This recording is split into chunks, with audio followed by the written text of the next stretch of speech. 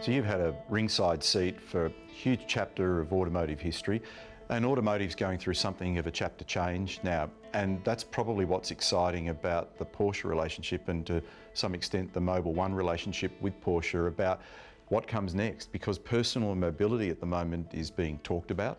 You know, there's a lot of R&D going on. I don't know that there's an absolute direction that's been set, but again, you're right in the forefront of all this. Yeah, I am, and it's quite interesting that obviously Porsche, part of the VW group, which is a huge automotive company, and they're not exactly sure, you know, to a degree, I suppose, what it's going to look like in 10 or 15 years. How are people going to get around? Where are we loading our ducks up on in terms of the tech and the R&D? So clearly, electric vehicles are having a big phase within Porsche. You know, 50% of the cars will be electric by 2023, which is quite extraordinary. But you know, combustion engines are still a big part of Porsche's, you know, the emotional side of Porsche products, and we have those high revving engines, those high performance engines, the sports cars. We want those engines, and that's where again, you know, you need great partners like Mobil, because the engines are, the tolerances on the engines and the performance is very high. So if you've got the wrong gear inside it, it's not going to work. So they want the emotional side, but also we've got the ethical side as well, in terms of saying, you know, where's this sweet spot of actually saying that we still want the customer to enjoy the products at a very high level, but people are going to be also looking to get themselves around in a very, you know, more of a basic and more futuristic way as well. So it is. And you've got your guy in Nashville and your guy in Zurich. They could never be further apart today. It's how people's vision and how people's ideas around how they get around. I think that the world has never been further apart on what we think is going to happen. Do you still have a lot of passion for what you do? Do you pull the overalls on occasion, or even just for some casual driving at a test track? Does it still give you the zing that it did in the mid-90s? Yeah, probably not quite as much, but I still do enjoy driving some of the Porsches when I test the GT2 RS or the GT3 RSs. They're obviously, you know, very special cars. Going to the Nordschleife, which is a track which, you know, I know reasonably well, but I'm not completely dialed in there to go absolutely ballistic with the lap record times that the other boys do. But that gets my attention. You know, put the belt on. You're like, okay, Mark, now you've got to concentrate. You've got to concentrate a bit here, because you know, sometimes a little bit of knowledge is dangerous, and I'm certainly in that situation where I've clearly have a lot of experience. I know the boundaries of what I should be doing, but I've still got that sort of a little bit of risk factor that I like to play with. But I've driven a lot of Porsche cars in the museum too, which is great. The 917. I've driven, you know, the GT1. That was amazing. Actually, at Goodwood last year, I drove the first 917 chassis number 1, which was just extraordinary for the museum. It was funny because I sat in the car because I could hardly fit in, and they're trying to close the door. It's so small inside. And I actually had my boots off. I put them sort of on top of where this little funky passenger area was, and then no longer I looked up, and the old master was going, right, let's go, we're out on track now. So I drove with my socks on. So yeah, so I just had my socks on. I'm driving around, and yeah, that was a laugh. So yeah, I've again pinched myself. Driving those beautiful old cars with the history they got is very special.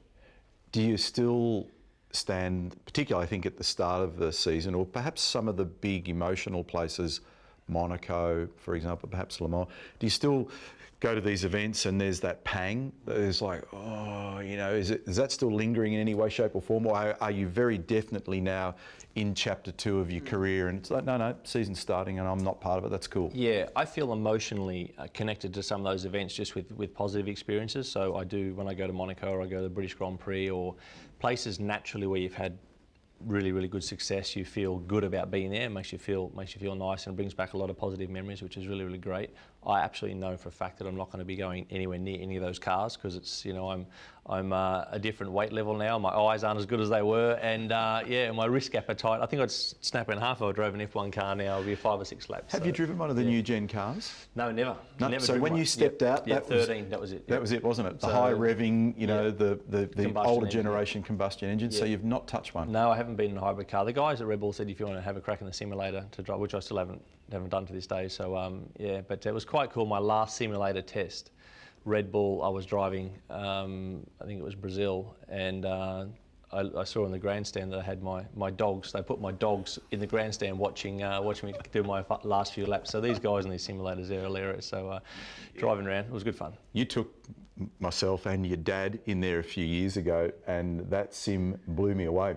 It's an air traffic control centre. You know, and there's just boffins from one end of the place to the other. It's at a technical level that's actually, again, really hard to understand when you're outside. How much energy, effort, money, investment goes into performance. Yeah, and that's where Formula One is great. It really is an industry which is, it just pushes the tolerance levels and the boundaries on everything, on also speed of development, on materials used, on how they can find ways to find performance, and that's whether it's with drivers, whether it's the best engineers in the world.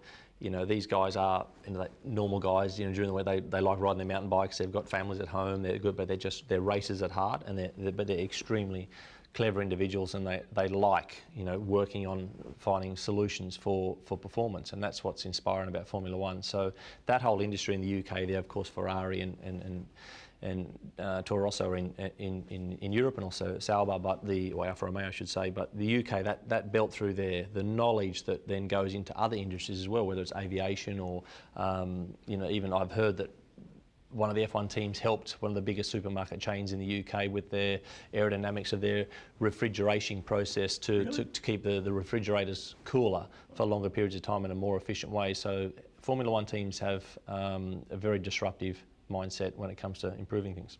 It's great to catch up. I know Mobil are thrilled to have you as an ambassador, and can we do this again at some stage, because there's about 1 trillion topics to talk about. Yes, absolutely, mate. It'd be a pleasure. Good to see you again. Right. And yeah, we'll do it again for sure. Thanks, Mark. No worries.